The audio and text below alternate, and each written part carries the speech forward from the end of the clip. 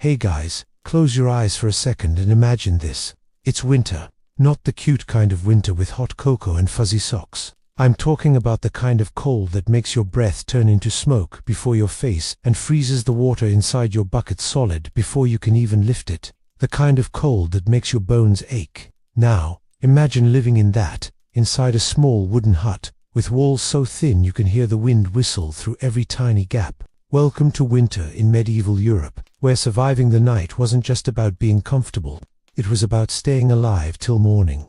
You'd probably think peasants back then had thick walls, cozy fireplaces, maybe a warm blanket or two. Nope, most of them were lucky if their house had 4 walls that actually stayed up through the winter storms. Picture a small hut built from mud, sticks, and straw, something that looked more like a compost heap than a home. The walls leaked cold air, the roof dripped when it snowed, and the floor was just dirt, literally dirt, sometimes covered with old hay or rushes that smelled of, well, things best left unmentioned. The night would fall early, the sun disappearing before most work was done. And when it got dark in the countryside, it wasn't just city at night dark. It was pitch black, total darkness, no streetlights, no glow from windows. Just the fire in your hearth, a weak orange light flickering inside the smoky hut, and outside, a silent, frozen world. The peasants would huddle around that little fire like it was the last light on earth. The flames would lick up through chunks of half-damp wood, making more smoke than heat. The smoke filled the room because, well, chimneys weren't exactly standard issue. Most huts had a hole in the roof, if they were lucky. The rest just let the smoke rise up and swirl around until everyone's eyes watered. You could tell a peasant's house in winter by the smell: wood smoke, sweat, mud, and animals all blended into one thick, rustic perfume. And oh yes, the animals. Cows, goats, pigs, chickens, all inside with the family. Not because they were pets, but because their body heat helped keep the house a little warmer. You might think it's gross, and it was, but on a freezing night, when temperatures dropped below zero and the wind screamed outside, a cow was basically a furry radiator that mooed occasionally. Families slept in the same room with them, sometimes just separated by a wooden divider, sometimes not at all. You could roll over in your sleep and literally touch a pig. It was weirdly comforting, and also smelled absolutely terrible. But let's talk about the people themselves. Peasants didn't have wardrobes full of clothes. They had maybe 1 or 2 sets, a rough linen shirt, a wool tunic, and if they were lucky, a cloak made of thick, scratchy wool. They never really took them off in winter. You just wore your clothes to bed, sometimes for weeks. Bathing was a summer activity, if you survived till then. In winter, washing yourself meant freezing, so people didn't bother. You'd sleep in what you wore all day, smelling like smoke and dirt and stew.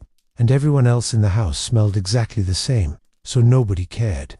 As the night deepened, the fire would die down. Wood was precious, too valuable to waste. A peasant might burn dung, peat, or anything flammable to keep the flames alive. But eventually, the hut would grow cold again. The family would crawl into their makeshift beds, usually straw stuffed into a wooden frame, or just spread on the floor. If you were lucky, you had a blanket made from animal hide or old wool. If not, well, that's where family warmth came in. Families often slept close together. Parents, children, even grandparents might pile under the same rough blanket, body heat trapped between them, sometimes even with a dog curled at their feet. Not exactly glamorous, but effective. They called it bundling. You didn't cuddle for love, you cuddled for survival. Imagine lying there, the room half dark, the fire's last glow painting faint orange lines across the ceiling. The cow shifts in its sleep. You can hear the slow, heavy breathing of everyone around you. Outside, the wind howls through the cracks in the walls, like an animal trying to get in. Every now and then, snow might slide off the roof with a soft thump. You'd pull the blanket tighter and pray the fire wouldn't go out completely, because if it did, the cold would creep in like a living thing, biting your nose, your toes, your ears. And when it got that cold, you didn't just wake up shivering. Some people didn't wake up at all. It's strange to think how fragile comfort was. The difference between a warm night and a deadly one could be a few sticks of wood. People learned tricks, of course, little survival habits passed down over generations. They'd line their clothes with straw for extra insulation, or heat rocks by the fire and wrap them in cloths to keep near their feet in bed. Some even filled small bags with hot ashes and tucked them beside their bodies, an early, slightly dangerous version of a hot water bottle. The goal was simple: don't freeze before dawn. When food was scarce, and in winter it often was, your body had even less energy to fight the cold. So before bed, peasants tried to eat something warm, maybe a thick barley soup, some old bread soaked in broth, or a mug of ale if they had it. Ale was basically liquid comfort, not strong enough to knock you out, but enough to make you feel a little warmer inside. Alcohol gave the illusion of heat. It didn't actually help, but for a few moments, it felt like it did. And in a world like that, illusion was good enough. Let's not romanticize it though. Life for medieval peasants in winter was hard. Their houses leaked, their clothes were rough, their fires were smoky, and their beds were itchy. But they adapted. They had to. They understood the rhythm of the seasons, that the world goes to sleep in winter, and you do too. The long nights were a time to tell stories, repair tools, spin wool, and hope your stored food didn't run out before spring. The darkness outside was a different kind of quiet. Imagine lying in bed, no noise from machines, no traffic, no lights, just the creak of the wood, the crack of a distant branch under snow, maybe the low rumble of an animal. Some nights were peaceful, others were eerie. People believed strange things happened in the dark. Spirits roamed, witches flew, ghosts wandered near the edges of the village. It wasn't just superstition. It was how they made sense of the mystery that surrounded them. When the world was covered in snow and silence, the line between the living and the otherworldly felt thin. So families would whisper prayers before sleeping, making the sign of the cross, hoping nothing unnatural slipped in while they rested. And yet, there was something deeply human about those nights, huddled together, sharing breath and warmth, hearing your family's quiet voices before sleep. For all the hardship, there was a strange kind of closeness, a shared struggle that tied them together. You didn't complain about the cold, because everyone was cold. You didn't dream of a soft bed, because you'd never known one. You just accepted it, and somehow, that made it easier to bear. If you ever find yourself lying awake in a warm room, maybe with your blanket a little tangled, your heater humming softly, imagine being a medieval peasant for a minute. No electricity, no heating, just a smoky fire and a prayer that the roof doesn't collapse under the snow. And yet, somehow, they survived. Night after night, generation after generation, through centuries of frost, hunger, and darkness, they made it through every cold night until morning. Because in the end, survival wasn't about comfort, it was about endurance, about knowing that spring would come eventually, and holding on just long enough to see it. The wind outside might roar, the fire might die, but deep inside that tiny, smoky hut, under a shared blanket of fur and faith, a family would sleep, the world frozen all around them. And yet, somehow, they'd still wake up to another day. When morning finally came in the medieval countryside, it didn't look much like the kind of morning you're used to. There was no soft alarm, no sunlight streaming through glass windows, no birds chirping gently outside. Instead, it was the rooster, that one loud, self-important bird that seemed to exist only to ruin sleep.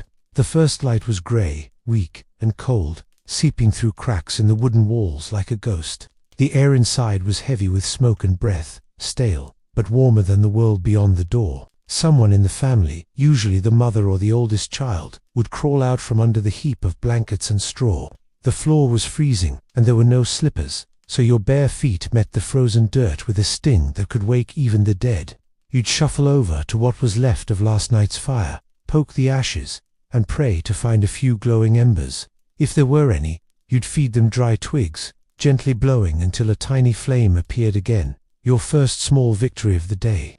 If not, you'd have to start from scratch, striking flint and steel, cursing softly under your breath as your fingers went numb. That fire wasn't just for warmth, it was life itself. You'd cook on it, dry clothes by it, and gather around it after sunset. It was the heart of the home, though calling that smoky box of mud and sticks a home feels generous. Every breath of air inside carried soot. Everything smelled like the fire. Your clothes, your hair, even your dreams probably did. The peasants didn't complain about the smoke, because the alternative was freezing. You learned to live with it, to squint through the haze, to cough and carry on. A medieval peasant's day started before the sun and ended long after it disappeared. Winter didn't mean rest, it meant more work to survive. The animals inside needed feeding. The ones outside needed breaking ice from their water troughs. The thatch roof had to be checked for snow weight. And always, there was the worry, will the stored grain last until spring? Will the roof hold? Will anyone get sick? Because one bad fever, one collapsed wall, could mean death. Imagine being a child in that world, waking up to the sound of your parents scraping the frost from inside the window shutters, the smell of boiling barley gruel filling the smoky air. You'd pull on the same clothes you slept in, maybe wrap a bit of cloth around your hands if they hurt from the cold. No shoes, those were for work outside, if you had any at all. You'd step outside and see your breath drift up in clouds. The whole village looked like it was holding its breath too. Small huts huddled close together, all covered in a thin, glittering layer of frost. People greeted each other with quiet nods. Nobody wasted energy talking much in the morning. Every word came out in a puff of white fog, and saving your breath literally meant saving warmth. Some carried buckets of frozen water to thaw near the fire. Others chopped wood or tried to, if their hands weren't too stiff. The rhythmic sound of axes echoed through the valley like slow, stubborn heartbeat. If you walked past the village toward the fields, you'd see the land sleeping. The soil was hard and pale, frozen solid, nothing growing. But peasants couldn't afford to sit idle. They'd repair tools, mend fences, weave baskets, anything to stay useful and distract themselves from the biting chill. The ones who owned a small piece of land checked their stores, sacks of grain, dried beans, maybe some salted meat if they'd been lucky during autumn. Food wasn't just survival, it was time measured in meals. You could tell how close a peasant family was to disaster by how thin their stew was getting. Sometimes, to stretch food, they mixed bark or ground up acorns into flour. They'd eat bread that could break your teeth, wash it down with thin ale, and call it dinner. Yet, around that fire at night, even that hard meal felt like comfort. The warmth wasn't in the food itself, but in the act of sharing it. You passed the bowl, took a bite, and felt for a moment that life wasn't so unbearable. Night would come again, as it always did, faster than you hoped, and with it came the routine, stoking the fire, checking that the animals were inside, hanging wet clothes near the flames so they didn't freeze stiff by morning. The smell of damp wool and smoke filled the house again, and someone might hum an old tune, not for entertainment, but for peace. Singing, in that cold, dark world, was a quiet act of defiance, a way to remind yourself that you were still alive. When everyone was settled, the talk turned soft, stories about saints and miracles, old local legends, or sometimes gossip about neighbors. Maybe someone mentioned that the miller's wife claimed to see lights moving in the forest at night. People would lean closer to the fire, eyes wide, half afraid, half curious. Was it thieves? Spirits? Just the wind? No one really wanted to find out. The medieval night had a reputation, mysterious and dangerous. When the sun went down, the world changed. Wolves came closer to villages. Strange noises echoed from the woods. And without light, your imagination filled in everything the darkness hid. Some families kept small talismans near their beds, little crosses made from straw, or a saint's charm hanging by the door. It wasn't just religion, it was security. The line between faith and fear blurred in those hours before sleep. You'd whisper a prayer, glance toward the window slit, and hope that whatever wandered outside kept wandering. Inside, the hut's temperature dropped again. You could feel the cold seeping up through the dirt floor, like fingers wrapping around your feet. The fire's glow dimmed to a red pulse, and the animals shifted restlessly. The cow's breath steamed in the air. A baby cried softly and was hushed. Then silence again. You'd curl closer, pulling the rough wool around your shoulders, feeling the straw prick your skin through thin cloth. The night stretched long, too long. Sometimes people dreamed vividly in those conditions.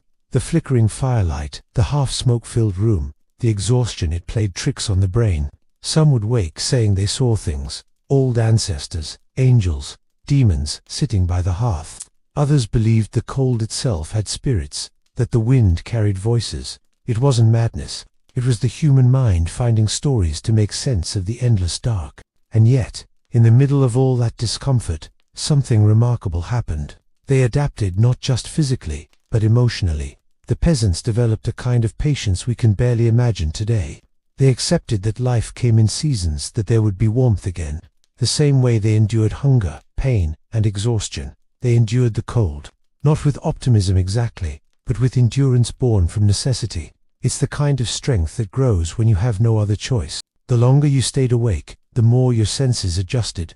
The creaks of the hut, the slow breathing around you, the occasional grunt from a pig. It became a kind of rhythm. You'd feel your heartbeat slowing, your body surrendering to the cold air, and eventually, sleep would take you again. A sleep so deep that even the freezing wind outside couldn't reach your dreams. And if, by some cruel chance, the fire went out completely and frost began to creep across the walls, people didn't panic. They'd simply pull the blanket tighter, press closer together, and wait. They knew that movement wasted heat.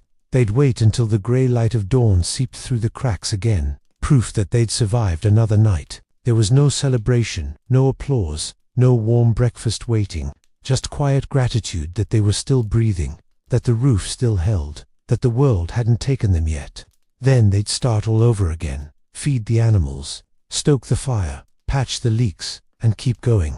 Because in that world, survival wasn't about beating the cold, it was about learning to live with it. That next time you complain about your room being chilly, or your blanket too thin, somewhere, hundreds of years ago, someone was lying awake on a pile of straw, wrapped in rags, praying the frost wouldn't claim them before sunrise. They didn't have heaters or coffee or soft pillows, just a stubborn will to keep going, one frozen breath at a time. And somehow, that was enough. The deeper into winter it got, the longer the nights seemed to stretch, almost as if time itself froze along with the rivers and fields. The peasants would finish their work early, not because they wanted rest, but because there wasn't much else they could do in the dark. After the last bit of light faded, there were only the flickering flames to see by. The world outside their hut was silent, lifeless, except for the occasional howl of a wolf far away. And so, the long ritual of surviving another night began again. You might think sleep was simple back then, just lie down and drift off. But even sleep, for medieval peasants, had rules, patterns, and dangers. They didn't have soft beds or separate rooms. The bed was usually just a pile of straw stuffed into a wooden frame, or sometimes nothing but hay on the floor. The straw wasn't changed often, sometimes only a few times a year, and it soaked up everything: sweat, smoke, food crumbs, and whatever bugs found their way in. When people said don't let the bedbugs bite, it wasn't a cute saying. It was a real, itchy problem. To make things a little less miserable, peasants covered the straw with old cloth or rough linen sheets, if they could afford any.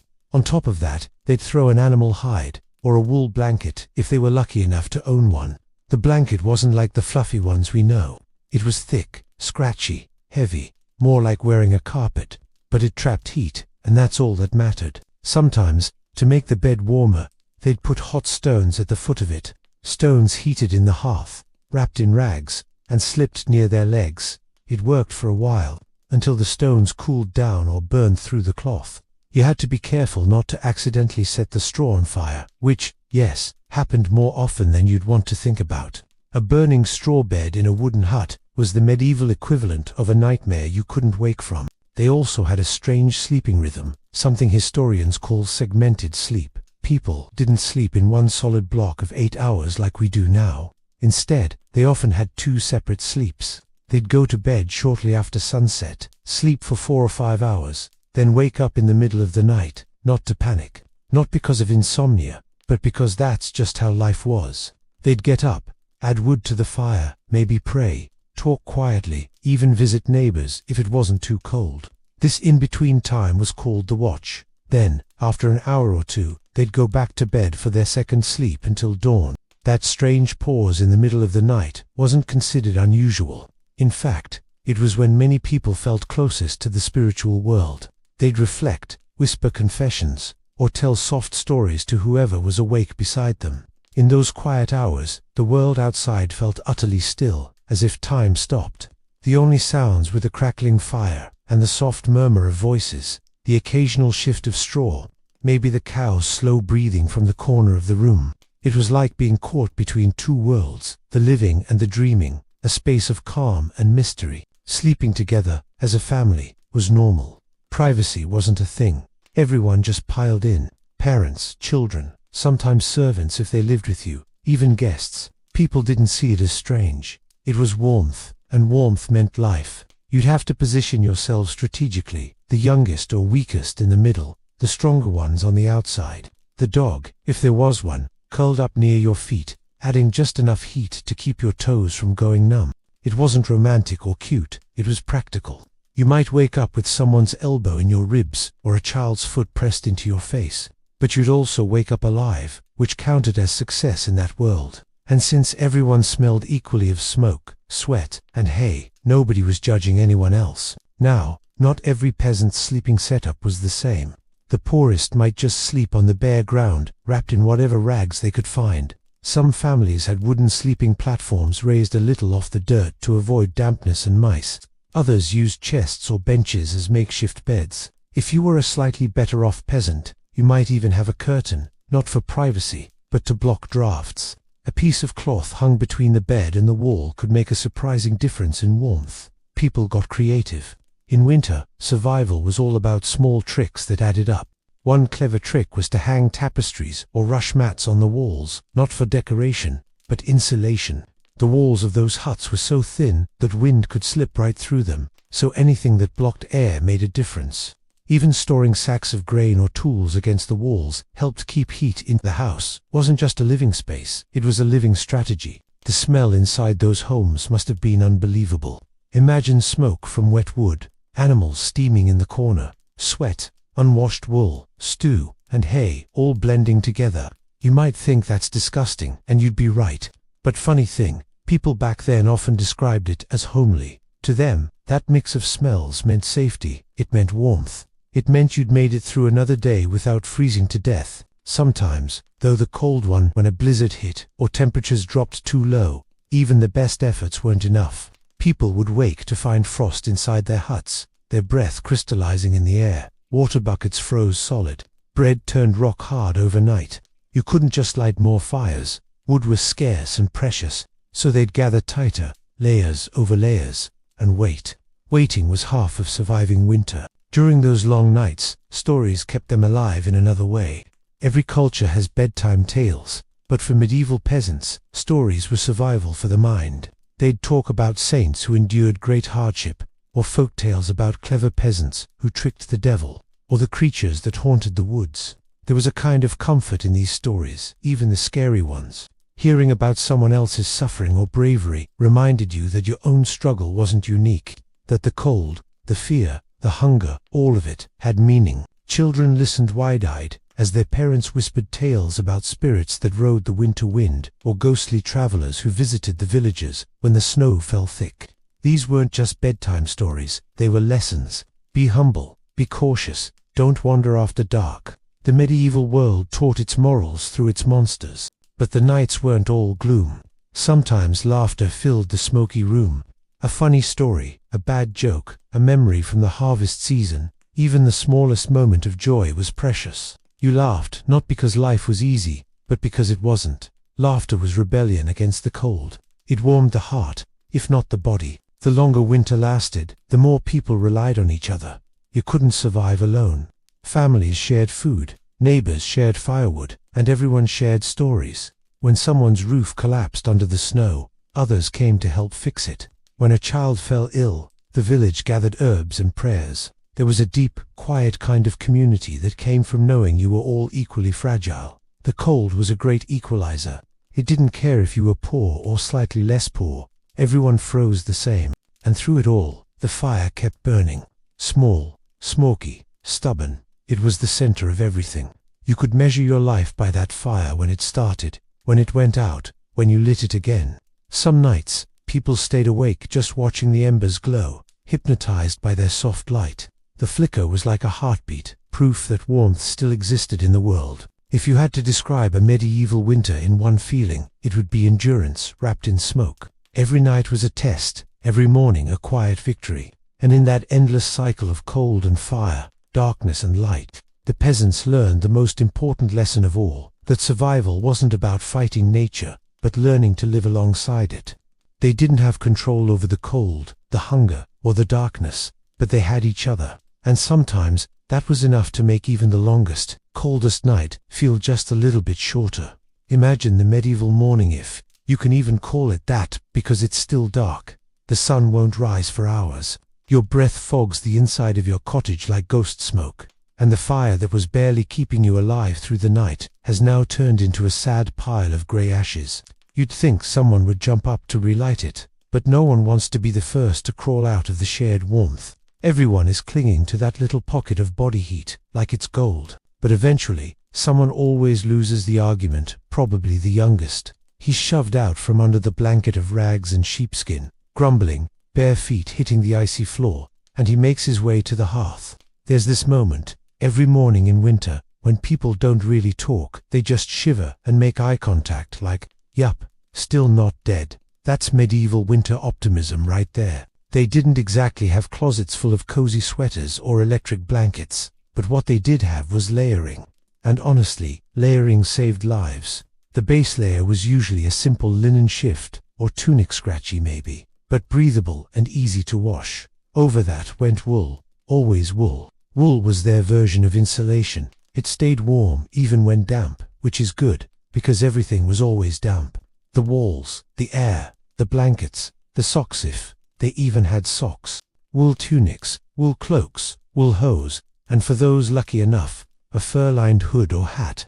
The fashion might have been questionable, but the peasants weren't dressing to impress, they were dressing to survive. They'd wrap long strips of cloths called leg bindings around their calves to keep out drafts, and they'd use bits of old fabric as makeshift mittens. Children were basically swaddled lumps of wool with noses poking out.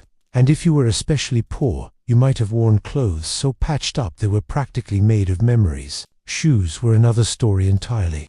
Winter meant mud that froze into sharp ruts, snow that melted into puddles, and icy water that soaked right through thin leather. Peasants often stuffed their shoes with straw or moss to keep their feet dry and insulated. Sometimes they'd just wrap rags around their feet, tie them with twine, and hope for the best. One wrong step into a frozen puddle though, and you'd be limping for days. Now imagine trying to work like that. Because even though it was freezing, the medieval world didn't stop. Animals needed feeding, firewood needed chopping, water needed hauling from the well, which, by the way, often had ice that had to be broken before you could even get a bucket in. Fingers would go numb, breath would sting. People worked slower, yes, but they still worked. Survival didn't wait for comfort, and when the cold bit harder, people got creative. Old cloaks became blankets. Old blankets became curtains to block out drafts. Doors and windows were stuffed with straw, mud, or cloth. Sometimes even dung was mixed in to make a kind of medieval insulation, gross, but effective. You'd rather smell it than freeze. Inside the cottage, the fire became the center of life. The smoke filled the room until your eyes burned and the roof beams turned black. But that same smoke helped keep bugs away and even cured the meat hanging above it.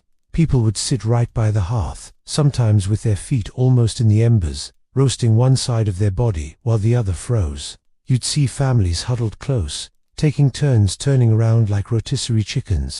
And oh, the smell of winter clothes. Imagine a mix of sweat, smoke, wet wool, and the faint sourness of animal hides. It wasn't glamorous, but when your teeth were chattering and your toes were numb, you didn't care. You'd just bury your face in your cloak and think, at least, I'm not outside. Some peasants, especially in Northern Europe, even wore fur when they could afford a tour, when they'd managed to trap or scavenge it.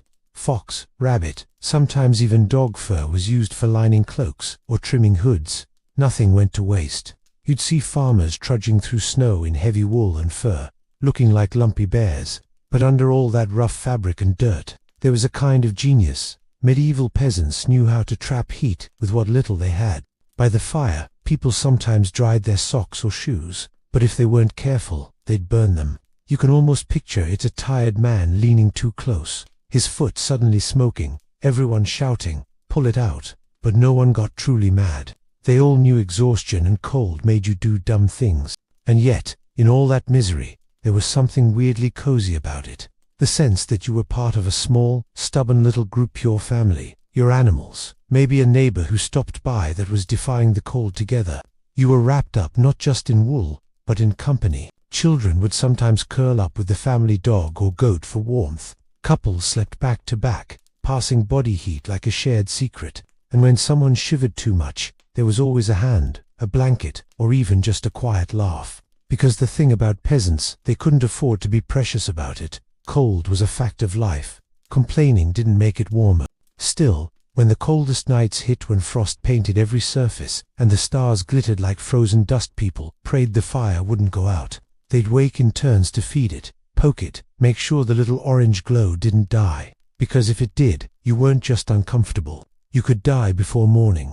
That's how thin the line was between warmth and death. And yet they made it through, winter after winter, wrapped in rough wool, with smoke in their lungs, ice in their hair, and dirt under their nails, but alive. Because medieval peasants might have had nothing fancy, but they had grit, they had tricks, and they had each other. The snow outside could fall as thick as silence itself, but inside that cramped little hut, you'd still hear it. The quiet murmur of voices, the creak of the fire, the soft snore of someone who'd finally found a moment's peace. The first thing you need to know is this: winter food in medieval times was not about taste, it was about survival. There was no hot cocoa, no roast dinners waiting on a silver tray. You didn't open a cupboard, you opened a barrel, a clay pot, or a sack that hopefully still had something in it, because by the time the frost set in, most of the fresh food was long gone. Peasants didn't have fridges, of course. They had cellars, smokehouses, and salt.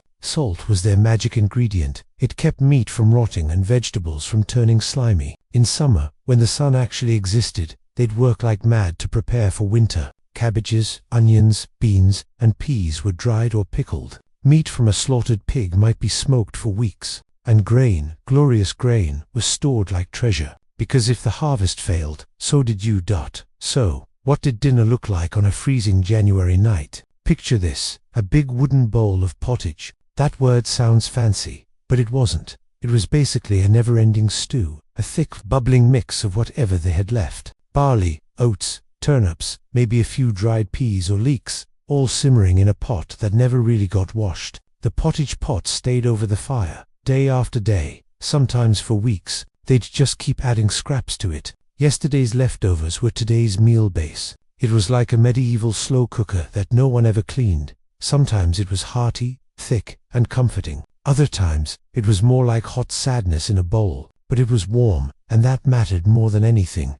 And oh, bread. Bread was life. Literally, peasants didn't go a day without it. It was their main source of calories, their comfort food, their everything. But this wasn't the fluffy white bread we know today. This was dark, coarse, heavy bread made from barley, rye, or oats, the kind that could double as a weapon if you threw it hard enough. Still, dipping that hard bread into a warm pot of pottage, after a long day in the cold fields, must have felt like heaven. For the truly poor, and that was most people, winter meant stretching food in every way possible. They'd grind acorns or peas into flour when grain ran low. They'd thin out stews with water. They'd chew on roots and call it a meal. Kids would lick their bowls clean, not because their parents told them to, but because that might be all they'd get until morning.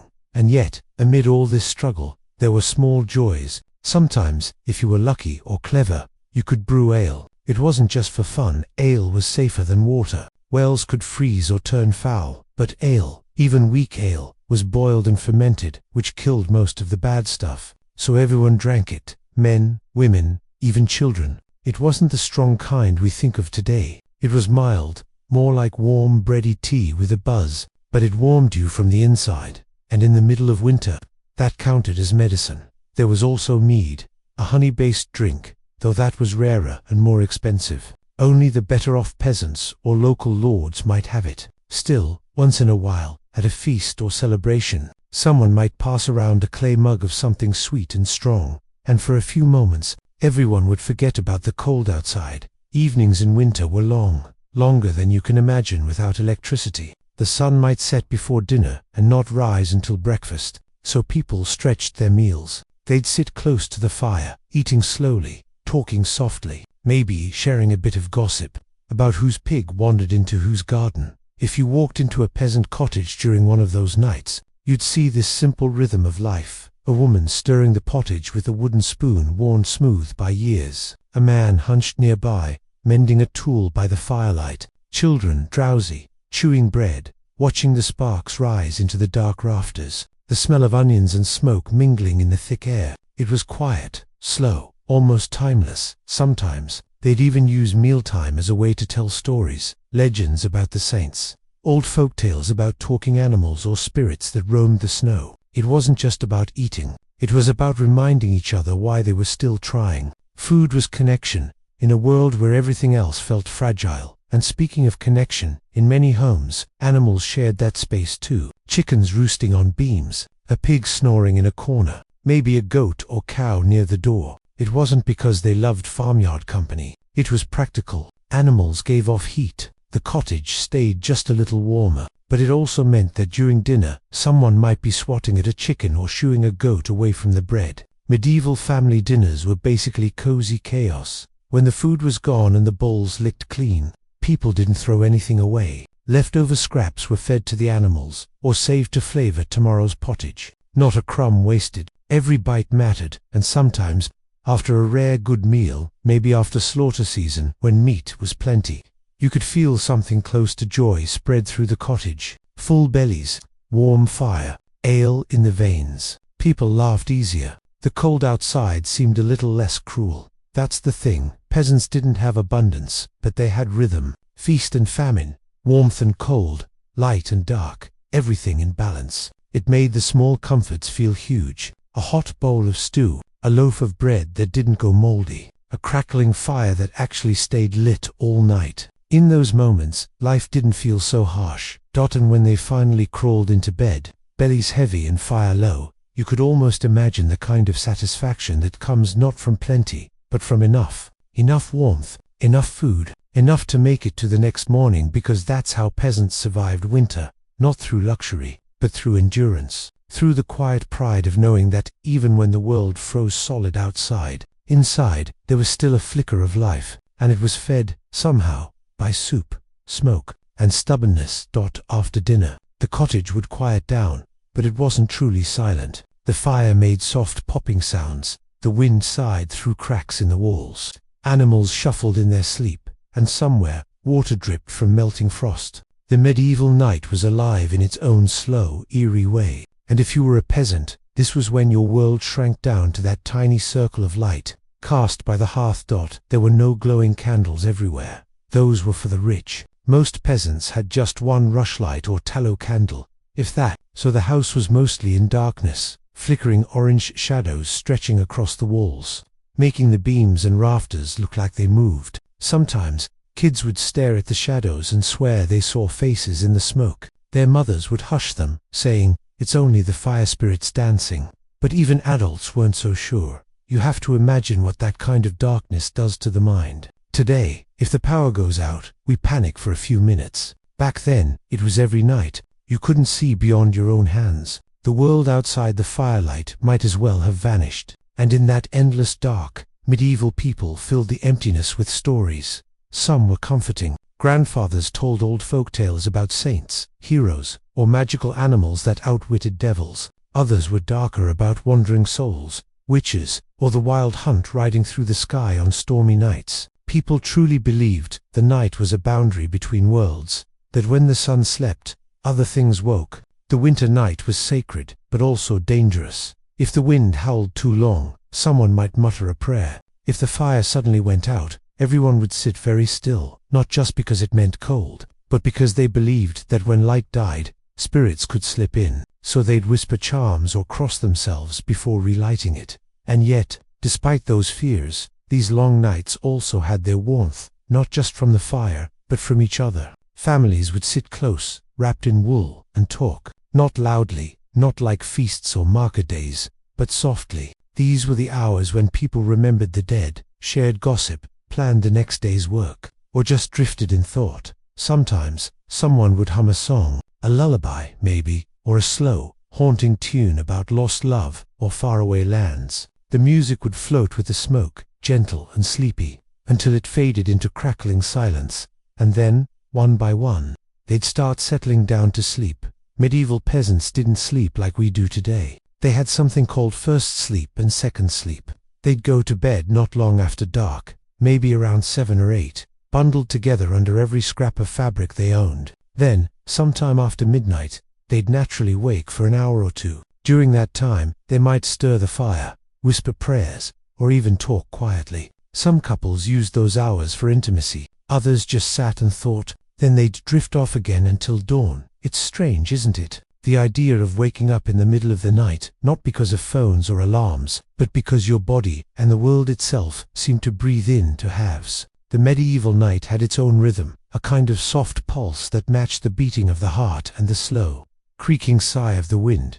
Dreams were important too. People believed dreams could be messages from God, omens, or even tricks from the devil. If you dreamed of warmth or feasting, it was a blessing. But if you dreamed of falling into water, or being chased in the snow, it could mean sickness or famine. Children would whisper their dreams to their mothers in the morning, and she'd nod gravely, pretending to understand. Because in a world that made no sense half the time, dreams felt like something to hold on to.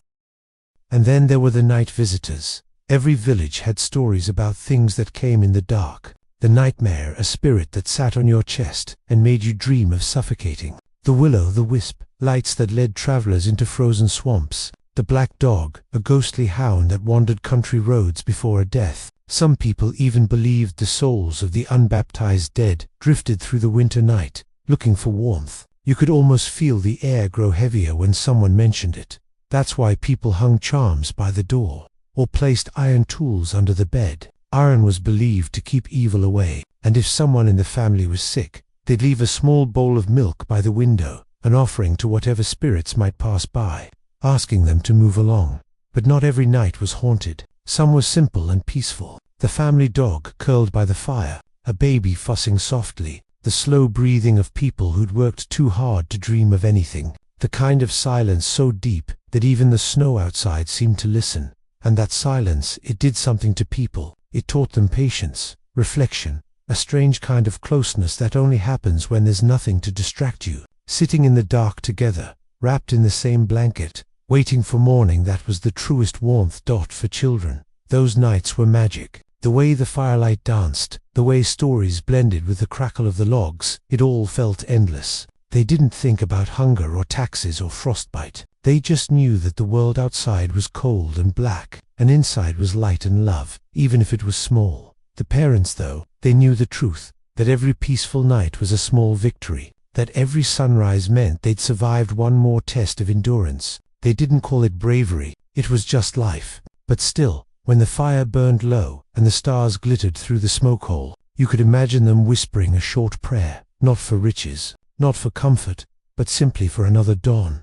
Because in the medieval world, surviving the night was never guaranteed. And yet, somehow, they did. Again and again the cold had a way of stripping things down to their essence. When the wind screamed across the empty fields and frost turned everything silver, all the fancy ideas of pride or class or gossip didn't matter much anymore. The only question left was simple: who will keep you warm tonight? For peasants, warmth wasn't just about firewood, it was about people. The kind of warmth that came from sitting shoulder to shoulder on a straw bed, from hearing the steady breathing of someone you loved in the dark, from knowing that even if the world outside froze solid, inside, your small circle of life still burned. Medieval people didn't talk much about emotions the way we do. They didn't write love letters or make grand speeches, not the peasants at least. But you could see affection in the quiet gestures. A mother placing her rough, cracked hands over her child's cold feet. A husband stoking the fire in the middle of the night because his wife was shivering. A friend sharing the last crust of bread or the last drop of ale. In those moments, love wasn't a word, it was survival. The community mattered too. Villages were like extended families. Everyone knew everyone, for better or worse. And in winter, that closeness became literal. Neighbors shared food when one family's stores ran out. They helped patch each other's roofs, shared tools, and even shared fires when the nights grew too cruel. Sometimes, several families would gather in one cottage, all sleeping together on the floor, wrapped in cloaks and blankets, talking quietly until exhaustion took over. You could almost imagine the sound, dozens of breaths sinking together, like one great living organism refusing to give in to the cold. The church bells would still ring faintly in the distance, muffled by snow. Faith gave people another kind of warmth, the belief that God watched over them, that suffering had purpose. On especially cold nights, some villagers would walk to the church just to light a candle, not for ceremony, but for hope. They'd stand in the quiet stone hall, the flame trembling, their fingers numb, whispering prayers for mercy, for the crops, for the sick. Then they'd return home through the freezing dark, that small bit of light still flickering in their hearts. But winter could be cruel in ways that went beyond cold. Sickness thrived when food was scarce and bodies were weak. Fevers, coughs, and infections were constant visitors. Sometimes a family would lose someone during those long nights, and the cottage would feel colder than ever before. The fire would burn, but it couldn't touch that emptiness. And yet, even grief was shared. Neighbors would come, bringing what little they had, a loaf, a candle, a prayer. They'd sit in silence together, not because they had comforting words, but because silence itself was a form of kindness. You didn't have to say, "I care." You just had to sit there, keep the fire burning, and make sure they weren't alone in the dark. That was the secret of medieval life. No one truly survived alone. You needed your family, your animals, your neighbors, the entire fragile web of warmth and care that held the village together. One person alone against winter was as good as gone. But a village together, even poor, half-starved and coughing, could still laugh, sing, and make it to spring. And they did laugh, even in the worst of times. Humor was a survival tool too. People joked about frozen toes, about chickens refusing to lay eggs, about the neighbor who tried to thaw his ale by the fire and burned his hand. There was something deeply human about finding joy in misery. It didn't change the cold, but it changed how you carried it. The peasant's world was full of contradictions like that. The coldest months could also be the closest. The darkest nights were when the brightest stories were told. And hunger, the kind that gnawed quietly at your stomach, made every simple meal taste like a feast when it finally came.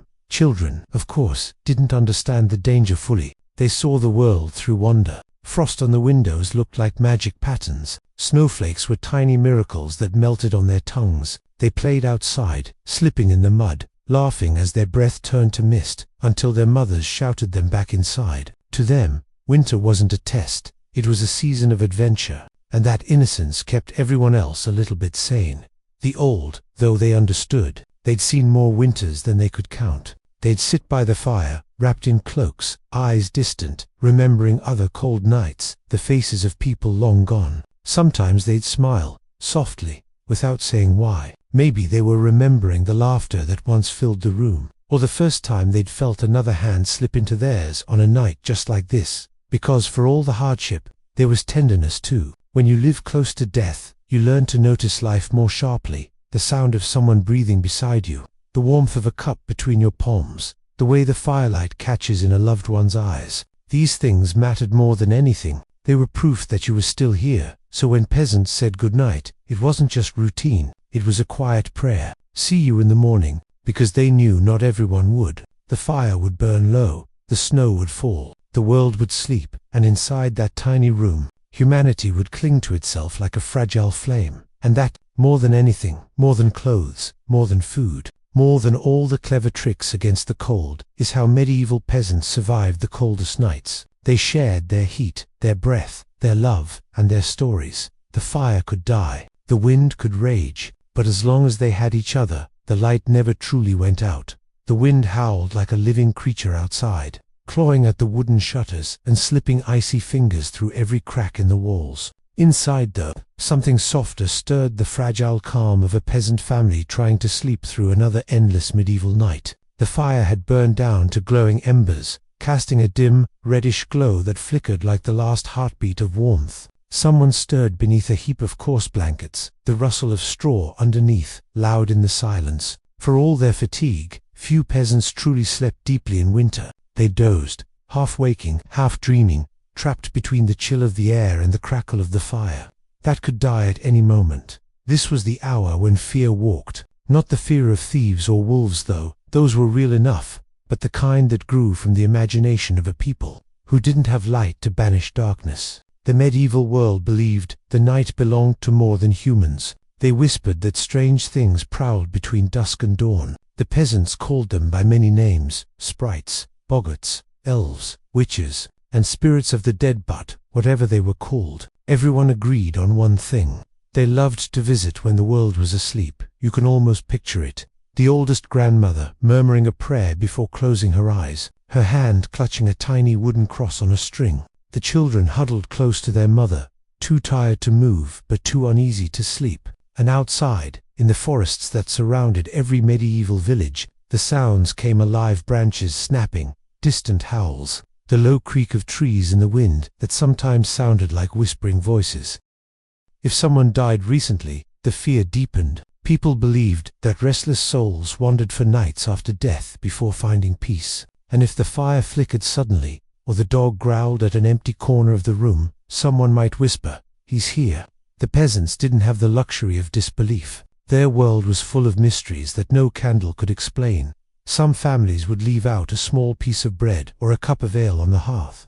For the spirits, they said, better to keep the unseen ones happy. A small offering could mean safety through the night, or at least a little comfort from knowing you'd done your part. Others hung iron tools or horseshoes above the door to ward off evil. The clang of iron was said to drive away dark creatures. Even a rusty sickle by the bedside might serve as protection, though it was really just a thin barrier between terror and sleep.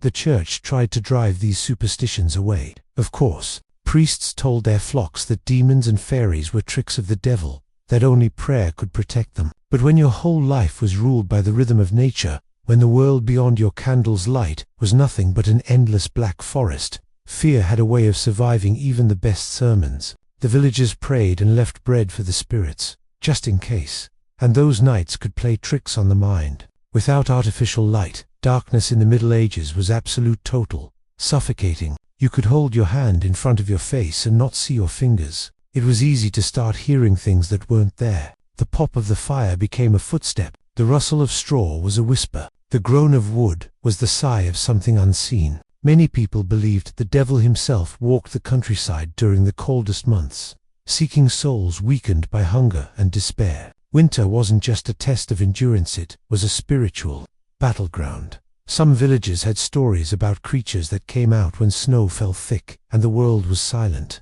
In the far north, peasants spoke of the Yule cat, a monstrous feline that hunted those who hadn't received new clothes before Christmas. In other parts of Europe, they feared the nightmare, a pale, thin woman who crept into houses and sat on people's chests as they slept, stealing their breath. People would wake, gasping, heart pounding, convinced something had been sitting on them. They didn't have the word sleep paralysis, but they had their own names for its terrifying ones. And if you were a peasant woman alone in a cottage, with your husband away or sick, every shadow could feel like a threat. The walls were thin, the door just a wooden plank with a latch. Wolves might be out there, or something worse. So people told stories to each other, stories meant to explain the noises, to fill the silence. Ironically, these stories often made them even more scared, but they also gave the fear a shape, a name, and somehow, that made it easier to bear.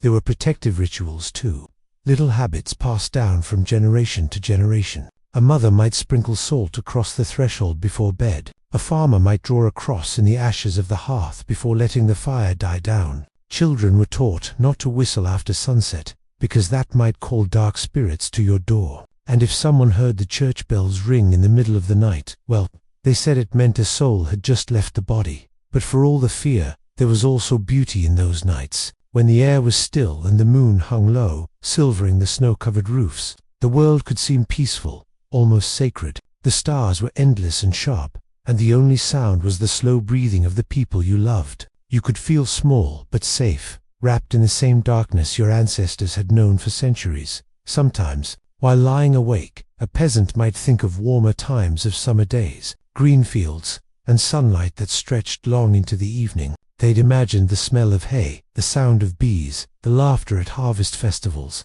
These dreams were a quiet rebellion against the cold and the fear. They reminded people that winter would pass. It always did. As the night went on, the cold would creep closer, the fire would sink to a dull glow, and frost would bloom on the inside of the windows. Someone would wake, poke at the embers, and add another log. The spark would flare, painting red light on the low ceiling, and everyone would drift back into uneasy sleep. Somewhere outside, an owl hooted, a fox barked, and the world turned a little slower. For all the monsters they imagined, for all the spirits they feared, the real challenge wasn't the supernatural, it was the cold itself. And perhaps that's why those old stories survived. They turned suffering into something magical, something that could be talked about by the fire instead of just endured. Because when you're trapped in the dark, the human mind will always try to find warmth even if it has to invent it. And so, beneath those thatched roofs, surrounded by the endless night, The medieval peasants dreamed not just of surviving the winter, but of outlasting the darkness, one flickering flame, one whispered prayer, one story at a time. Morning didn't exactly arrive in a medieval winter. It crept in, quietly and reluctantly, like it wasn't sure it wanted to be there. The light was thin and grey, crawling through cracks in the shutters and falling in dusty lines across the dirt floor. The first thing you'd hear wasn't birdsong. It was coughing, the deep, chesty sound of cold lungs trying to wake up. Then the shuffle of someone rising from the straw bed, pulling a heavy wool tunic over numb arms, feet slipping into rough leather shoes, still stiff from yesterday's frost. The cottage would still smell of smoke and sweat, the air thick and stale. The fire, now nothing but faint embers, needed coaxing back to life. Someone, usually the mother or the oldest child, would kneel down and blow gently. Their breath turned into white mist in the cold. Sparks caught, a thread of flame appeared, and with it came the slow warmth that meant the day could begin. Without that fire, nothing else could happen. You couldn't cook, you couldn't see, and you certainly couldn't hope to fight off the chill that clung to your bones like a curse. Outside, the world was a frozen canvas. The well was capped with ice, the ground too hard to dig, the fields barren and silent. The peasants' lives were bound to the seasons, and winter was the time of endurance, not growth. Work didn't stop, it just changed. Instead of tilling or sowing, there was mending, weaving, chopping, and hauling. Wood had to be gathered every day, because even a small fire devoured fuel faster than you'd think. Men trudged into the forest with axes slung over their shoulders, boots crunching through snow, faces red from wind and breath. Firewood wasn't just comfort, it was survival currency. If you ran out, you froze. If you stored it damp, it smoked you out. Peasants learned to build their stacks carefully, bark facing down, letting the cold wind dry it. They even mixed in dried peat, dung, or bundles of straw when wood was scarce. The smell wasn't pleasant, but when you're shivering, the nose learns forgiveness. Women had their own winter battle to fight. Every stitch mattered. Clothes were patched and repatched, socks darned, mittens reknitted from unraveling yarn. Wool and linen were precious, often passed down through generations until they were little more than rags. And yet, those layers, the tunic, the cloak, the shawl, were what stood between life and frostbite. A good wool cloak could last decades. A bad one could kill you. Breakfast was simple: dark bread hardened overnight, softened by dunking it into ale or thin broth, maybe a slice of cheese if you were lucky, or some onions. The food wasn't meant for pleasure, it was for keeping the body running, like adding logs to a fire. Hunger was constant, an ache that most peasants carried quietly, especially in the heart of winter when the harvest stores grew thin. The cellar or granary became a temple of sorts. Every sack of grain, every barrel of salted meat, a small miracle that meant you might last another week. Children, wrapped in oversized tunics and scarves, were sent to fetch water from the well. You could tell a strong child by how many trips they made before their fingers went numb. The buckets were heavy, the paths slippery, and the water bit like ice. Still, it had to be done. There was always water to haul, animals to feed, and if the family was lucky enough to have a cow or a goat, the morning milking had to happen no matter how cold it was. The animals were their own kind of heaters, breathing warmth into the barn. Sometimes the family would linger longer than necessary during chores, just to feel that steam rising from the beasts' bodies. You might think the peasants hated their days, but in a strange way, there was rhythm and peace in them. When you have no clocks, you live by instinct and light. The sun told you when to rise and when to rest. The smoke curling from other chimneys told you that you weren't alone. Everyone around you was fighting the same cold, the same hunger, the same endless winter. Misery, when shared, became a kind of community, and there were small joys too. A good fire that didn't smoke you out, a loaf that baked properly, the sound of laughter from a neighbor's cottage when someone told a joke about the Lord's stupidity. In the dead of winter, humor was rebellion. It was warmth that no hearth could give.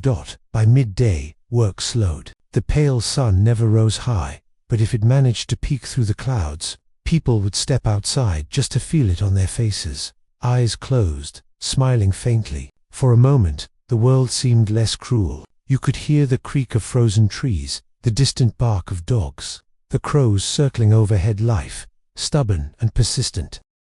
Inside, the women spun wool, repaired tools, or ground grain with a hand mill. The repetitive motions were hypnotic, almost meditative. Talk would drift about who was sick, whose cow had stopped giving milk, or whether the Lord Steward would come early this year to collect taxes. That last topic always brought silence. Winter taxes were like a second chill. You could survive one, but both together could break you. As evening came, the sky dimmed early again. The hearth was fed, the smoke rose, and the family gathered close once more. Someone might hum an old tune, one that nobody quite remembered the words to. The children would curl up on straw mats, their faces ruddy from the firelight. Outside, the night reclaimed the land, but inside, the glow of the hearth was enough to push it back for a little while. Sometimes, travelers or beggars would come knocking after dark, half frozen from the road. Letting them in was a risk you never knew. If they carried sickness or something worse, but turning them away meant leaving them to die. Peasants had little, but they shared what they could. A corner near the fire, a crust of bread, a bit of ale. Kindness was one of the few luxuries they could afford. Through these routines, repetitive, exhausting, yet strangely grounding, peasants built their endurance. Each day survived was a small victory. Each night endured a promise that spring would come again. They didn't need hope in the abstract sense. They had the rhythm of life itself, the knowledge that the seasons always turned, no matter how cruel the winter seemed. When the fire burned low again, someone would whisper the same prayer as always, a soft plea for warmth, for food, for another sunrise. And then, wrapped in their patched blankets, surrounded by the familiar smell of smoke and straw, they would drift back into dreams, where the fields were green again and the air was soft, because that's what winter did. It stripped life to its bones, leaving only what truly mattered: family, fire, faith, the faint but unbreakable belief that onto the longest night, there would always be light. In the long cold months, warmth wasn't only found in fires or cloaks, it came from people. Companionship wasn't just comfort in the Middle Ages, it was survival. When the wind cut through walls and the nights stretched endlessly, what kept a peasant alive wasn't just a blanket or a loaf of bread, it was another heartbeat close by, the soft weight of someone breathing next to you, the small sounds that reminded you you weren't alone in a world that could be brutally quiet. Families were big, and space was small. In most cottages, there wasn't privacy the way we think of it now. Everyone shared the same room, the same heat, the same air, the same breath. Parents, children, even grandparents and animals, all slept in a huddle that blurred the lines between comfort and chaos. It wasn't glamorous. There were smells, coughs, elbows in faces, and the occasional squealing pig trying to make space, but somehow, that closeness built a quiet kind of love. When the nights grew too dark to see and the fire too low to move, people would talk, not in long conversations, but in murmurs. Someone would tell a half-remembered tailor saint's miracle, a wandering ghost, or a farmer who tricked the devil into plowing his field. The stories always came alive in the flicker of the fire, voices rising and falling with the crackling wood. They were not just entertainment, they were medicine for the mind, a way to keep fear at bay, to fill the silence that pressed too heavily on the soul. Children, wide-eyed, would listen, as if the entire world depended on the next word. Sometimes they'd fall asleep mid-story, their faces glowing orange in the dim light. The older ones might pretend not to listen, but they always did. Those stories were lessons disguised as dreams. They taught what courage looked like, what generosity meant, what the gods or the saints expected of good people. They made sense of the endless hardships of peasant life, and sometimes, when words ran out, there would be singing. Not like church hymns, but rough, homespun songs about harvests, lost loves, old heroes, or even nonsense made up on the spot. The melodies were simple and haunting, passed down like heirlooms. They filled the room, echoing softly against the wooden beams. And for a little while, it didn't matter that the snow was falling, or that the wind screamed like a banshee outside. The sound of human voices was enough to keep the cold out. Love, in the medieval sense, wasn't romantic poetry or candlelit gestures, it was survival teamwork. Couples didn't fall in love over letters or flowers. They grew together like vines tangled over time. A man needed a wife who could keep the fire alive, mend his clothes, and help in the fields. A woman needed a husband who could chop wood, fix the roof, and protect the family. Their bond was built through work, through years of endurance, through sharing hunger and joy in equal measure. But that didn't mean affection was absent. It showed in small things: the way a husband quietly left his cloak for his wife when she shivered, or the way she pressed an extra piece of bread into his hand before he left for the woods. It showed in laughter when the world gave them nothing to laugh about, in the soft touch under a blanket when everyone else was asleep. They might not have had words for love like we do, but they lived it every day in actions too ordinary to be noticed by anyone else. But winter weddings were rare. But when they happened, they were bright spots in the dark. Villagers would gather, wrapped in furs and cloaks, bringing whatever food they could spare. There would be dancing, laughter, and the kind of warmth that comes from being part of something bigger than yourself. Even if the feast was just bread, ale, and maybe a bit of salted pork, it tasted like celebration. People needed joy like they needed food. It kept their souls from freezing. Friendship, too, mattered deeply. Peasants depended on their neighbors as much as on their families. When someone's roof leaked, others came to patch it. When an ox fell sick, everyone lent a hand. They traded not just goods, but time, labor, and kindness. You could borrow a tool, a loaf, or even a log of wood, knowing someday you'd repay it. In a harsh world, reputation meant everything. Generosity was a kind of currency that could save you when the weather or luck turned cruel. Even laughter had its place. On long winter nights, a good joke could feel like sunlight. People laughed at the lords, at the tax collectors, at each other's misfortunes, because if you couldn't laugh, you couldn't survive. Some of the best storytellers were peasants who'd learned to turn misery into amusement. A broken shoe became a tale about outsmarting the devil. A failed harvest turned into a story about a lazy saint who forgot to bless the crops. The line between humor and prayer was thin. Children, despite the cold, found ways to play. They rolled snowballs, made little figures out of sticks and straw, or chased each other around the cottage until scolded. Their laughter reminded the adults of something simple and warm, that life continued, even in hardship. Watching them sleep, tangled together under blankets, gave parents a kind of peace that no fire could match.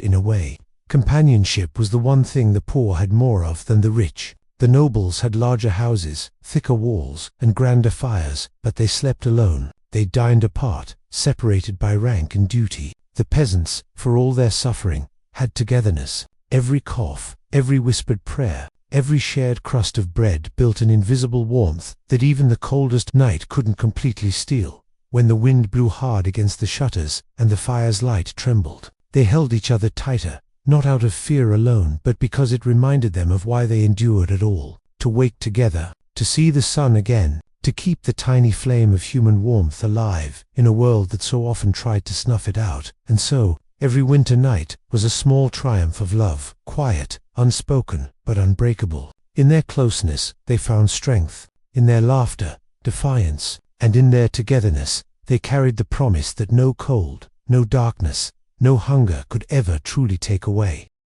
There were winters when the cold stopped being a season and started feeling like a living thing, something ancient and hungry that crept into every home, testing who would make it to spring and who wouldn't. Some years, it wasn't enough to simply keep the fire burning. Even the strongest families could find themselves cornered by blizzards that buried entire villages, by sickness that moved like smoke from house to house, or by empty granaries echoing with the sound of survival gone thin. When a true blizzard came, it felt like the sky had turned against you. The wind screamed for days, shaking doors off their hinges and burying roads so deep that even the church bell vanished under snow. Travel became impossible. People stayed shut inside, counting every log and every crust of bread, hoping the storm would pass before their supplies did. The walls moaned under the pressure of snow piling up outside, and every sound, every creak made you wonder if the roof would hold. Fires had to be watched constantly. A few minutes of neglect, and the embers would fade to ash.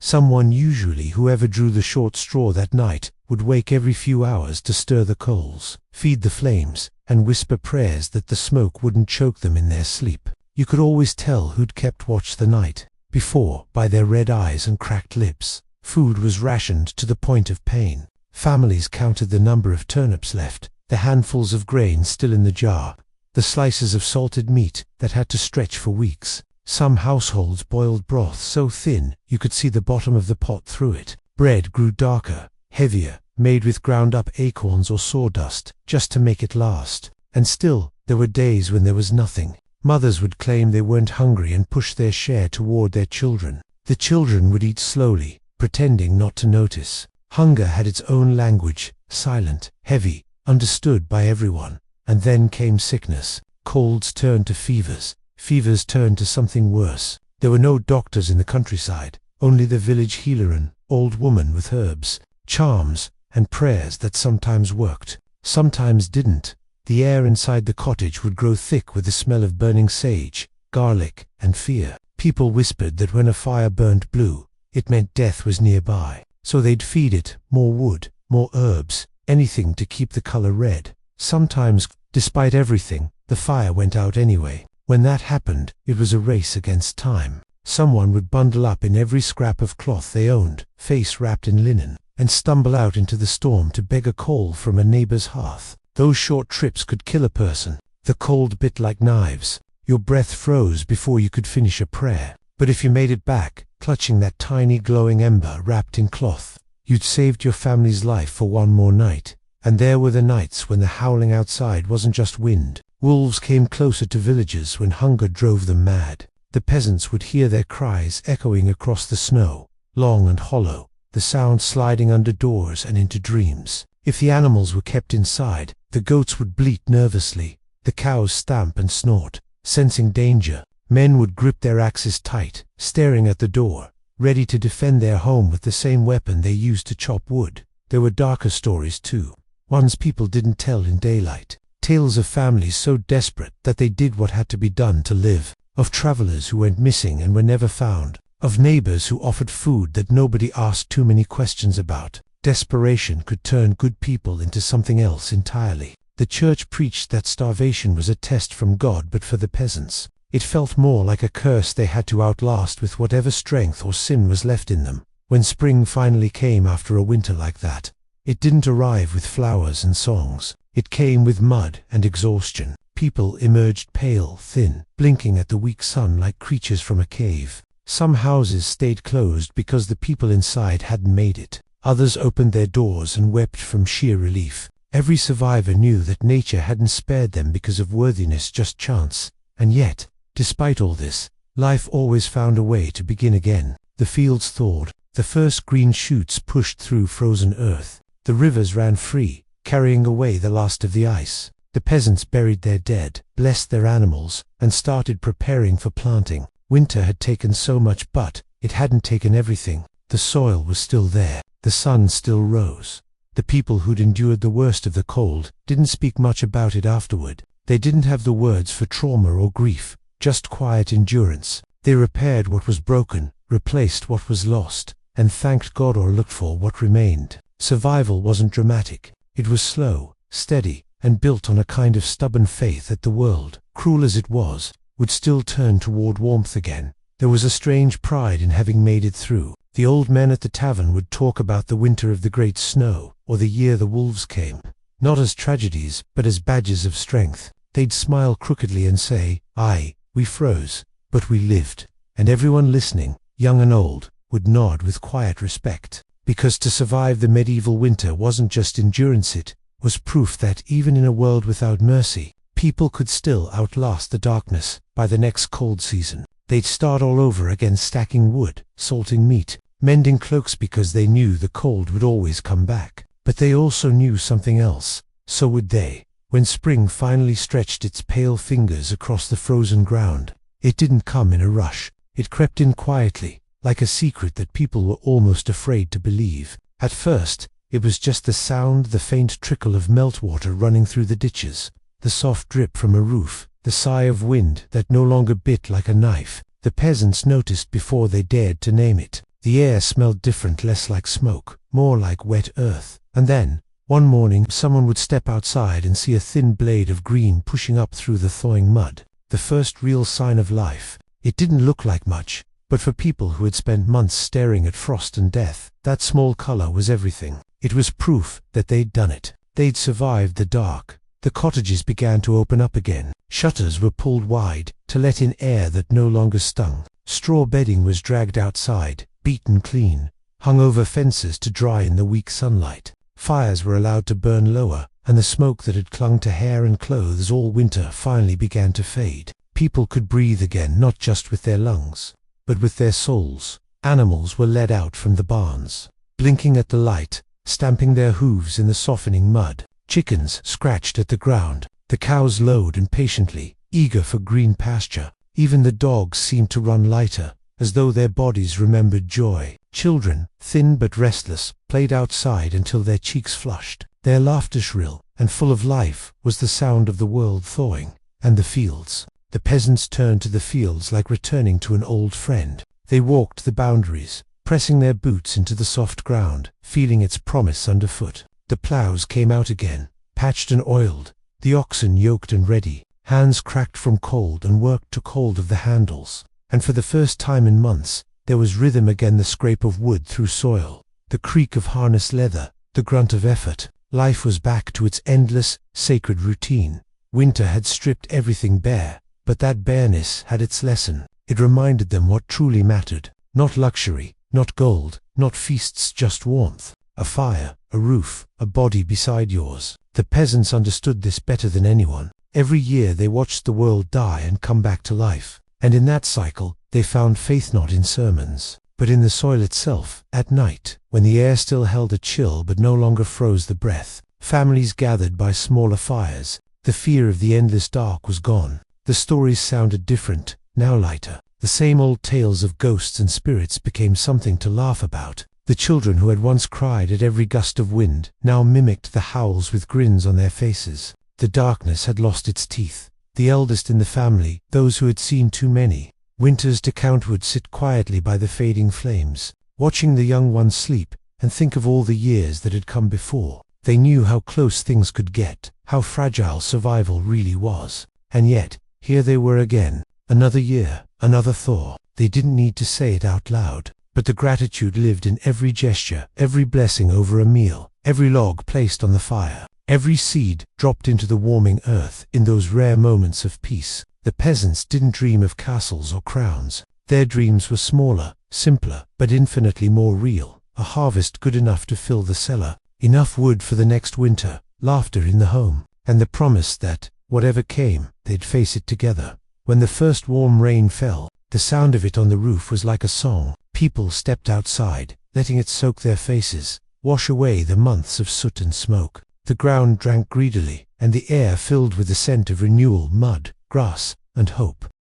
And maybe, as they looked out over the fields, some of them remembered those endless winter nights, the hunger, the fear, the cold that seeped into dreams. But now it was far away, like something from another life. They had beaten it back, one ember at a time, one whispered story, one shared heartbeat. That's what warmth really meant in the Middle Ages. It wasn't just heat or comfort. It was connection. It was the stubborn, glowing thread that ran through every peasant cottage, every family huddled under a thatched roof, every heart that refused to give in to the dark. Fire could fade, food could run out, but the will to survive, the need to love and be loved, that was the flame that never truly went out. So when night came egging it always did, they didn't fear it the same way. The cold might return, the dark might deepen, but they'd built something stronger than either. In a world ruled by frost and fate, the peasants found their victory not in wealth or power, but in warmth, shared between hands, between souls, between stories told by the fire. And maybe that's why, even centuries later, we still tell their stories, because the lesson hasn't changed, no matter how cold the night gets. It's the light we keep between us that keeps the world alive.